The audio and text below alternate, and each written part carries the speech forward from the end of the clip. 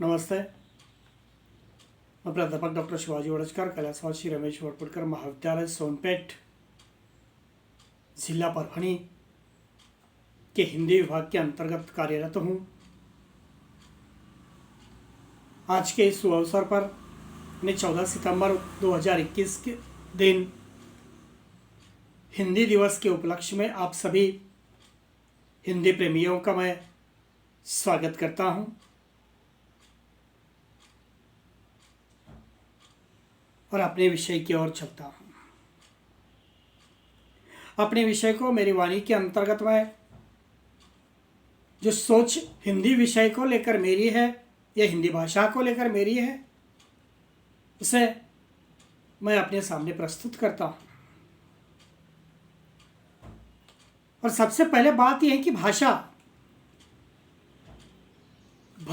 और आचार विचार तथा व्यवहार का चोली दामन का संबंध होता है, क्योंकि भाषा से विचार बनते हैं, विचारों से व्यवहार होता है, व्यवहार से आदतें बनती हैं और आदतों से चरित्र बनता है, चरित्र से समाज बनता है और समाज से संस्कृति बनती है। इन सब के बीच की जो कड़ी है वह है भाषा। इन सबकी शुरुआत करने वाली अगर कोई है तो वह है भाषा। यदि भाषा सुनिश्चित और सटीक नहीं है तो सारी कड़ी कमजोर पड़ जाती है। आज भूमंडलीकरण या वैश्वीकरण का दौर चल रहा है।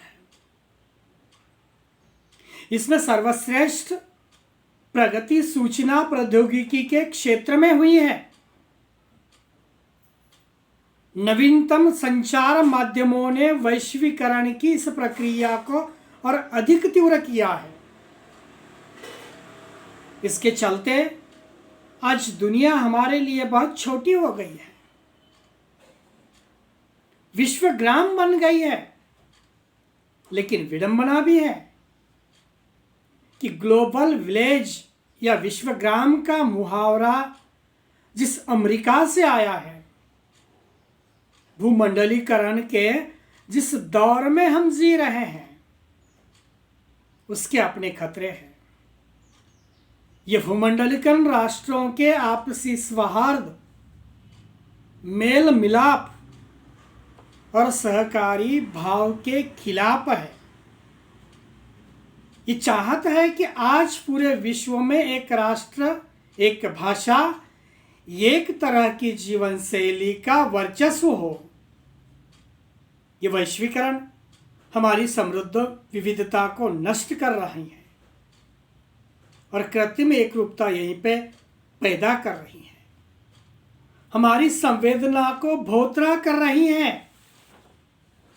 मानो हर चीज किसी सांचे में ढलती आ रही है, जिसमें चमक दमक तो है पर प्राणत्व गायब है। इसमें जीवंतता तिरोहित है, तिरोहित यानी अदृश्य है, क्योंकि इसमें माटी का संस्पर्श नहीं है।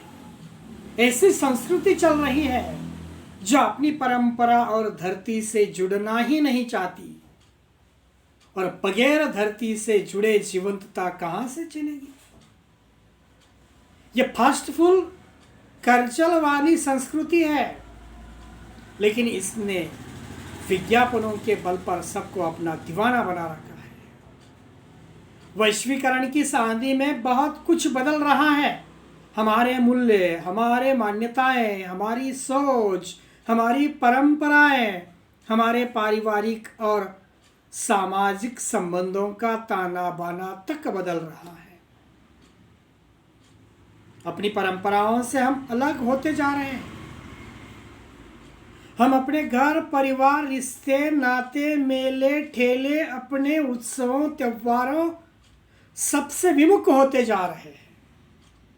ये सारी चीजें अब हमारे भीतर कोई स्पंदन पैदा नहीं करती है। एक आपसी भाईचारे और सौहार्द का जो संबंध था वो टूटता जा रहा है।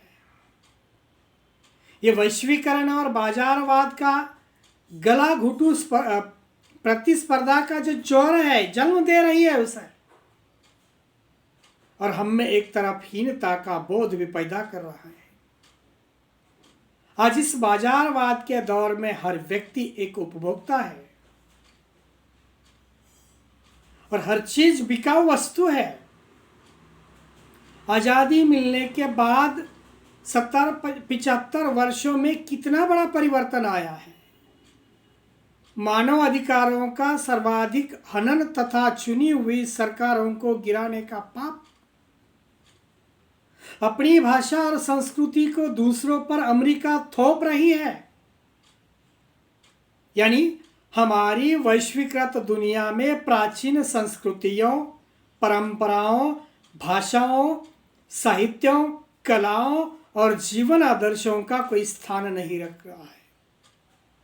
मुझे लगता है कि भूमंडलीकरण के नाम पर तीसरी दुनिया के देशों का नव पश्चिमीकरण होने जा रहा है।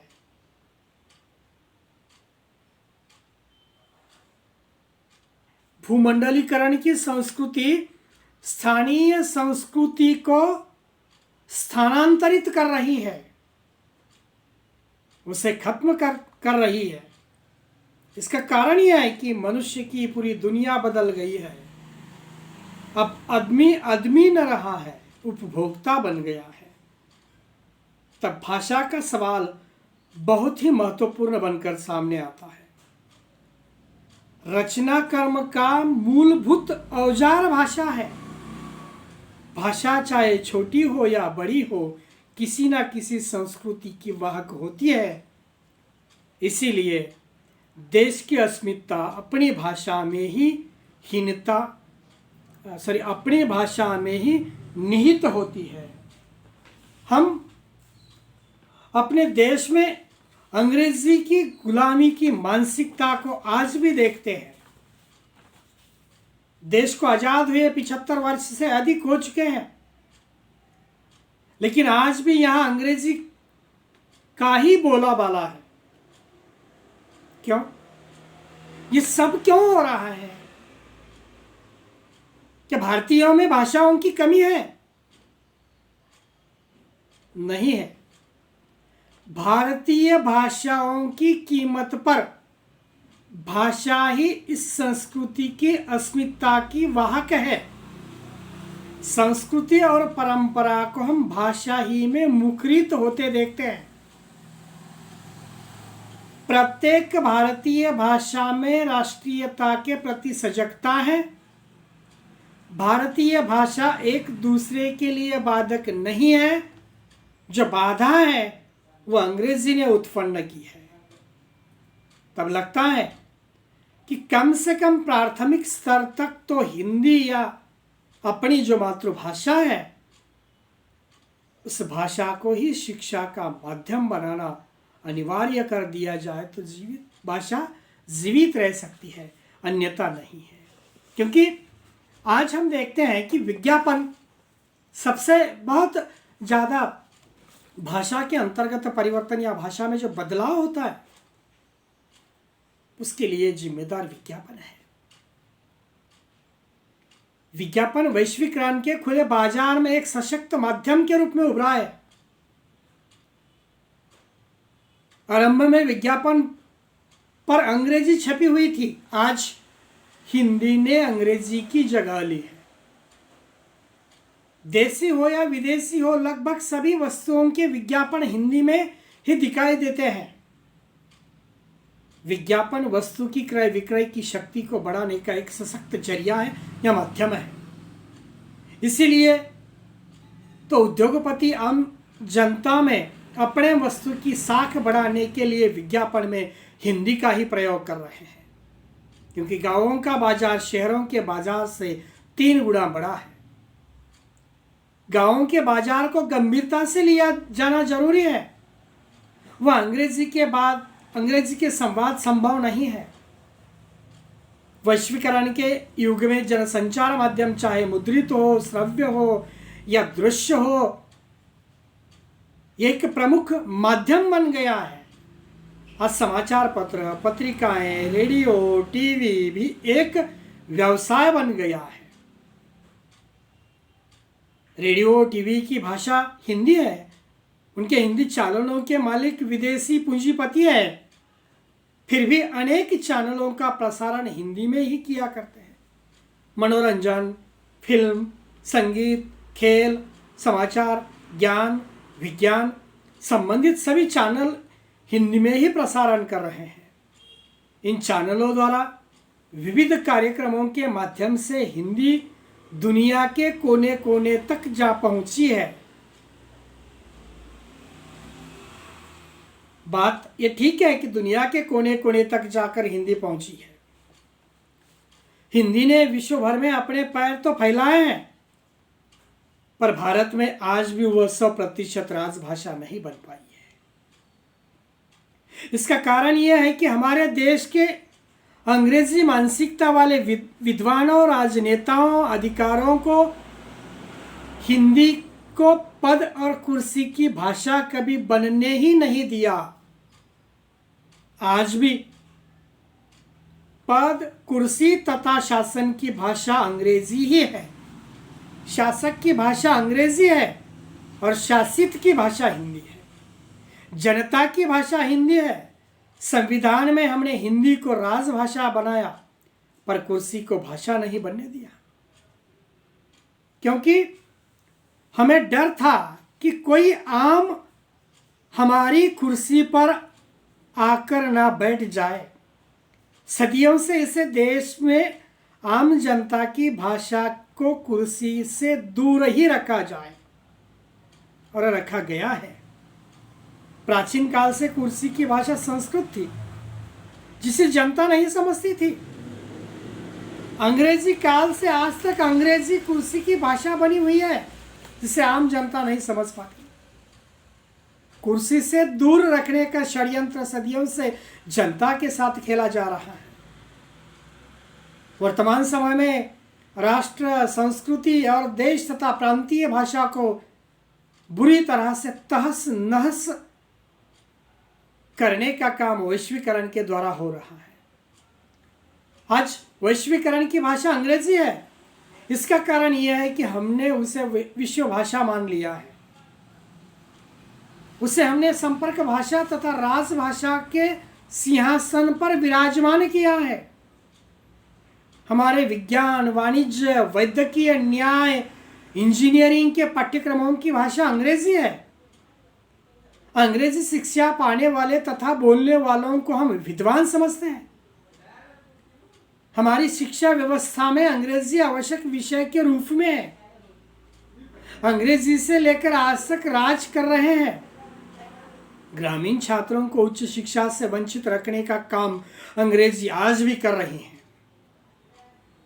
हम सर्व शिक्षा अभियान चला रहे हैं, पर शिक्षा में रुकावटें पैदा करने वाली अंग्रेजी को नहीं हटा रहे हैं। हमें उसे हटाने की हिम्मत ही नहीं है, या हम जानबूझकर अंग्रेजी को हटाना नहीं चाहते, क्योंकि अंग्रेजी ऐसी भाषा है जो बहुजनों को पदों पर बैठने नहीं देती।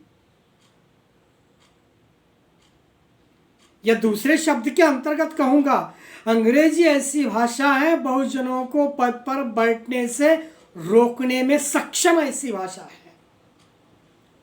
आज भी हम देखते हैं 10वीं 12वीं में कौन सा विषय नापास होते लोग?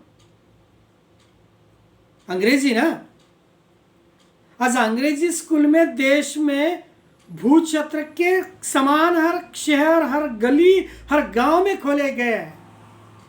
सरकारी अनुदान चलने वाली सरकार या अर्ध सरकारी स्कूलों की अवस्था आज बेहाल है, और बिना अनुदान लिए अंग्रेजी स्कूलों में करोड़ों कमाकर संपन्नता आने वाली। अंग्रेजी स्कूलों के अध्यापक की अवस्था बेहाल है। तो कभी अंग्रेजी ने हमको पूरी तरह से गिरफ्त में कर लिया है। इस अधुनातन युग में अंग्रेजी के आगमन से देशी भाषाएं कमजोर हो रही हैं। प्रांतीय भाषाएं तथा बोलियां हमारी लुप्त होने जा रही हैं। उसे बचाने का काम अब हमारी युवा पीढ़ियों पर निर्भर है। आज दुनिया में सबसे बड़ी पसंद सबसे बड़ी पसंद और सबसे बड़ी संसद हमारी है, जिसमें करोड़ों लोगों के भविष्य का फैसला हमारे प्रतिनिधि करते हैं। संसद के चर्चाओं को हम घर बैठकर अपने दूरदर्शन के पर्दे पर देखते हैं। इस पर करोड़ों का खर्चा किया जाता है। पर दुख की बात यह है कि संसद में जो चर्चा हमारे मंत्री महोदय करते हैं या सांसद करते हैं, वह लगभग अंग्रेजी में ही अपने विचार रखते हैं, जिसे देश की 90% जनता ठीक से समझ नहीं पाती। अगर हम जनता के लिए प्रसारण कर रहे हैं, जनता के भविष्य के संदर्भ में सोच रहे हैं, तो जनता की भाषा में ही चर्चा करो ना। क्या हमारे नेता चुनाव के समय अंग्रेजी में वोट मांगते हैं? मेरा ये सवाल है कि हमारे नेता चुनाव के समय अंग्रेजी में वोट मांगते हैं?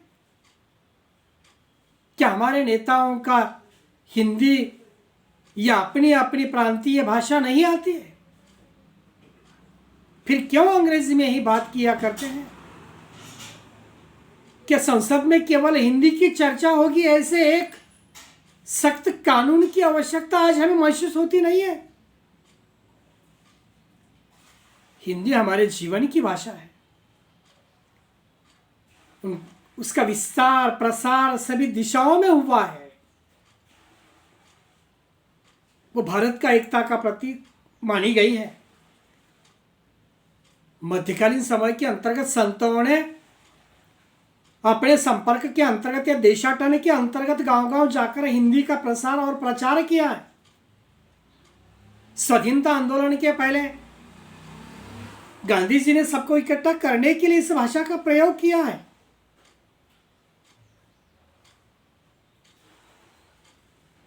ऊपर से हम उसे एकता का प्रतीक मानते हैं। इसका प्रसार एवं विकास करना हम सबका कर्तव्य है। हमारा भारत देश हिमालय से कन्याकुमारी तक फैला हुआ है। देश का आकार और आत्मा दोनों दृष्टियों से महान और सुंदर है। इस सुंदर देश की हिंदी की बोलियों का साहित्य विराट एवं संपन्न है। विश्व की कोई भी भाषा उसके हिम स्वीकृत मान्यता का अवदान नहीं चुका सकती। उसकी व्यापकता भोजपुरी, अवधी, मैथिली, राजस्थानी, बैसवाड़ी न जाने कहां कहां फैली हुई है। ये सब बोलियां हिंदियों का प्राण है। इतना स्नेहल व्यक्तित्व किसी भाषा को शायद न मिला हो। आज नहीं तो कल, कल नहीं तो परसों समस्त एशिया की जन अभिव्यक्ति की भाषा बनने के लिए हिंदी उन्मुक्त है। लेकिन मार्ग में तो रोड़े जो आते हैं, उन रोड़ों का सामना संघर्ष तो हमें एक शक्ति सामर्थ्य की साथ करना यहीं पे अनिवार्य है। वह सबको हिंदी दे रही है। उसका भविष्य उज्ज्वल है, वर्तमान आबाद है और अतीत उसकी गाथा है। हिंदी केवल कंठ का व्यायाम न होकर हृदय की प्रेरणा बन सके, तभी संदेश मेरा यह सार्थक होगा। हिंदी तलवार की नहीं, मनुहार की भाषा है। यह अधिकार की नहीं, सहस्वीकार की भाषा है। यह हिंदी की सबसे बड़ी शक्ति है। शक्ति के बल पर हिंदी भाषा बनी है। हिंदी सही अर्थों में स्नेह, सौहार्द, सहिष्णुता, भाईचारे से विश्व भाषा बनी है। हिंदी एक ऐसा भाषा समुद्र है जिसमें विश्व की सभी भाषाएं आकर मिलने को लालायित है। तभी तो हम भारतवासी कहते हैं हिंदी भारतवर्ष की भाल की बिंदी है। जय हिंद, जय महाराष्ट्र।